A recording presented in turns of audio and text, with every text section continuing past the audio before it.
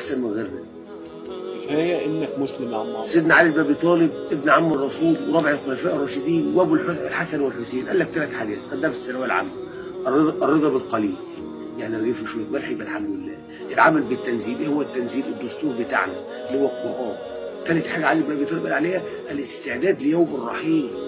بدنا ماشيين جيل بيسلم، الرسول مات من 1400 سنه وجيل بيسلم جيل، جيل بيسلم جيل. الرسول قال لك اعمار امتي ما بين ال60 وال70. طب واللي عدى ال80 ولسه عايش، ربنا قال عليه ايه؟ ومنكم من يرد الى ارذل العمر، يعني اكبر العمر، لكي لا يعلم بعد علم ايه شيئا. يعني بعد ما كان عارف ما بقاش عارف، كبر يخرف ما بقاش عارف بيقول ايه، لكي لا يعلم بعد علم شيئا. عشان الناس اللي العلماء بيقول لك ايه، او اليهود يقولوا ايه، طب الرسول بتاعكم قال اعمار امتي ما بين ال60 وال70، يعني بين ال60 سنه وال70 سنه. امال اللي عنده 75 سنه يا عم الرسول؟ قال لك ربنا قال له لا تعالى برد عليك بقى. فهي في القران بتقول ايه؟ ومنكم من يرد الى ارذل العمر. ده ايه في القران؟ يعني ايه ارذل العمر؟ يعني اكبر العمر، لكي لا يعلم زي ما كان عارف بعد علم شيء. لكي لا يعلم يعني ما بقاش عارف بعد ما كان عارف. ليه؟ السن. انا في رحله يا جدعان، كل واحد بياخد المحطه بتاعته بينزل.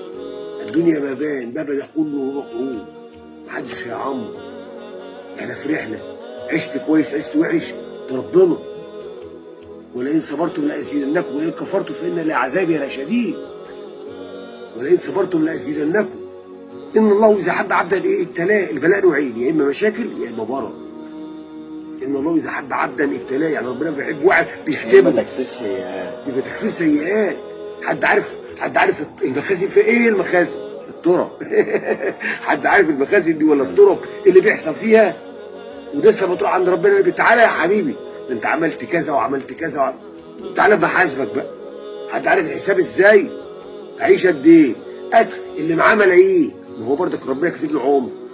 ولا ما يحسب ان ماله اخلده، كلا لا ينبذن في الحطمه وما ادراك ما الحطمه نار الله الموقده التي تطلع على الافئده. ايه ده الافئده؟ القلوب.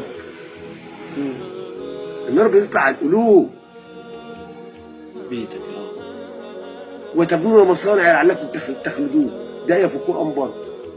وطب مصانع ايه المصانع؟ مش مصانع غزل ونسيج ولا مصانع اكل ولا شرب، لا ده مصانع يعني بيوت.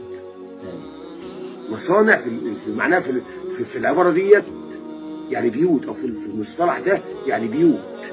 لعلكم بفكرين البيت ده هيخلدك بقى. عامل الصبه 25 سم